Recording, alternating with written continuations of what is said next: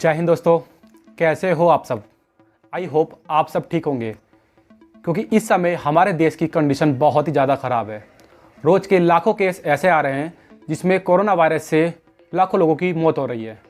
इसलिए आप सेफ़ रहें और सामने वाले को भी सेफ़ रखें। इस वायरस से लड़ने के लिए हम सबको एकजुट होना पड़ेगा। इसलिए आज का हमारा टॉपिक है कि कोरोना वायरस क्या है, ये बॉडी में कैसे एंटर करता है और बॉडी में कैसे एक्ट करता है। जब तक हम ये नहीं समझेंगे कि वायरस है क्या, तब तक इससे बचाव कैसे करेंगे।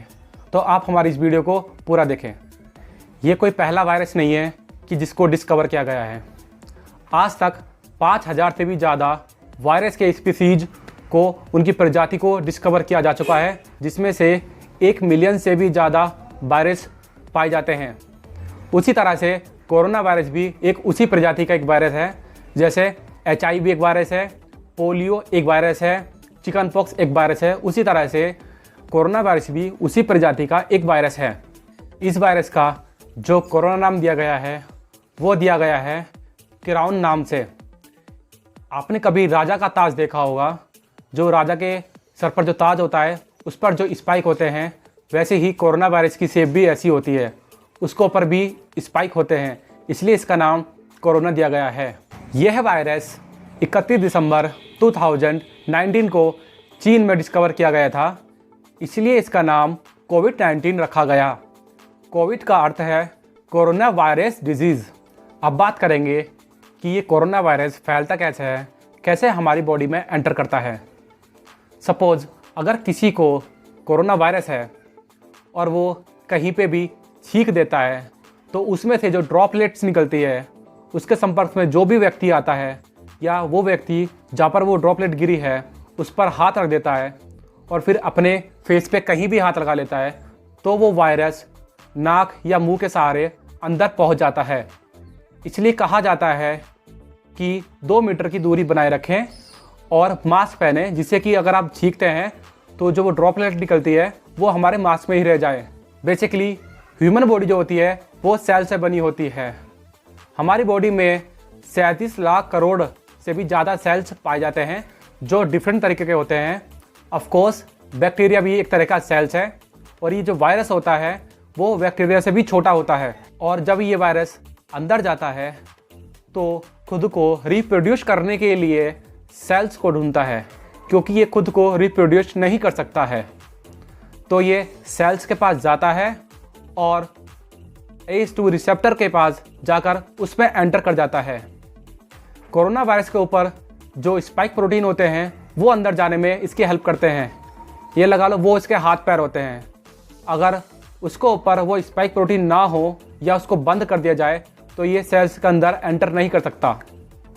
जब ये ACE2 रिसेप्टर के अंदर एंटर कर जाता है तो सेल से कहता है कि वो खुद को रिप्रोड्यूस करे और अपना RNA मटेरियल उस सेल्स के अंदर छोड़ देता है।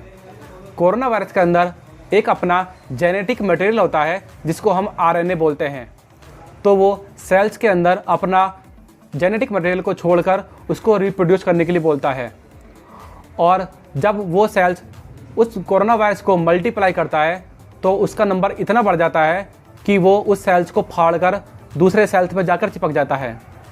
अब हमारी बॉडी में जो इम्यून सिस्टम होता है, जिसे हम एंटीबॉडी भी कहते हैं, उसे पता चलता है कि हमारी बॉडी में कुछ गड़बड़ हुई है। ये जो एंटीबॉडी होती है ये एक तरह से हमारी बॉडी के सैनिक होते हैं। तो ये देखते हैं कि कोई एक ऐसा वायरस हमारी बॉडी के अंदर आया है जो कि कुछ गड़बड़ कर रहा है। ये क्या करते हैं, जो ये एंटीबॉडी है ये खुद को प्रोड्यूस करती है और कोरोना वायरस की जो स्पाइक प्रोटीन होते हैं उस पर जाके चिपक जाते हैं, जिससे कि वो किसी और सेल्स के अंदर एंटर ना कर सकें। इसलिए कहा जाता है कि हमेशा अच्छी डाइट लो और एक्सरसाइज करो, जिससे कि आपके अंदर एंटीबॉडी बने, आपका इम्यून सिस्टम अच्छा हो।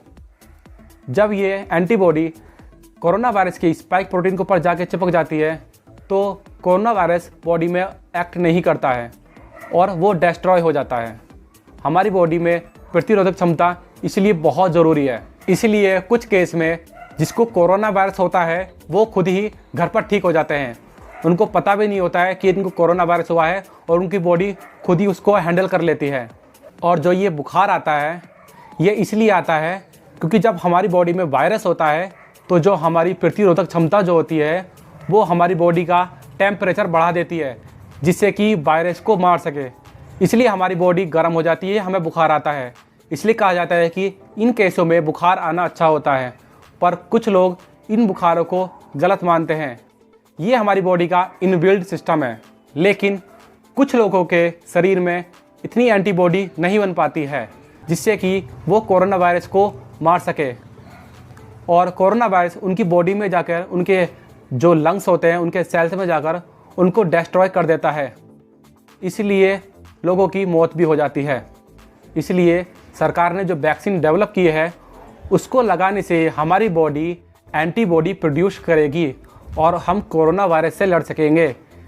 इसलिए मैं आप सबसे विनती करता हूं कि आप ज़्यादा से ज़्यादा जाएं और कोरोना वायरस की वैक्सीन को लगवाएं। इसके बाद मैं एक कोरोना वायरस की वैक्सीन के ऊपर वीडियो बनाऊंगा, क्योंकि कुछ लोग अफवाह फैला रहे हैं कि वैक्सीन लगवाने से डेथ भी हो रही है और उनको बुखार भी आ रहा है। इसलिए मैं एक वीडियो वैक्सीन के ऊपर भी बनाऊंगा, इसलिए आप उस वीडियो को भी पूरा देखें। कोरोना वायरस की ये एक दूसरी लहर है जिसमें बहुत सारे लोग मर रहे हैं, क्योंकि हमारे देश में बहुत ज़्यादा अफवाह उड़ाई जाती है। अब इस कोरोना वायरस को लेके भी बहुत ज़्यादा अफवाह उड़ाई जा रही है। लोग बाग इसको सीरियस नहीं ले रहे हैं और वो अच्छे से एंजॉय कर रहे हैं, शादियों में जा रहे हैं, पार्टीज़ कर रहे हैं, मास्क नहीं लगा रहे हैं, और जो सरकार की जो गाइडलाइन है उसको प्रॉपर तरह से फॉलो नहीं कर पा रहे हैं। मैं आप सभी से रिक्वेस्ट करता हूं कि आप सरकार ने जो गाइडलाइन दी है आप उसको प्रॉपर तरह से फॉलो करें और इस कोरोना वायरस से लड़ने में हमारी मदद करें।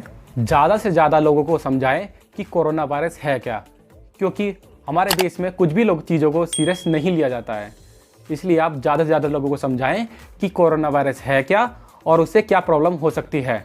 आई होप आपको ये वीडियो अच्छी लगी होगी और आप कोरोना वायरस के बारे में सब कुछ जान गए होंगे। अगर आपके मन में कोई भी क्वेश्चन है, कोई भी क्वेरीज है, तो इस वीडियो के कमेंट में जाकर वो लिख दीजिएगा, मैं उसका आंसर ज़रूर दूंगा। चलिए तो धन्यवाद।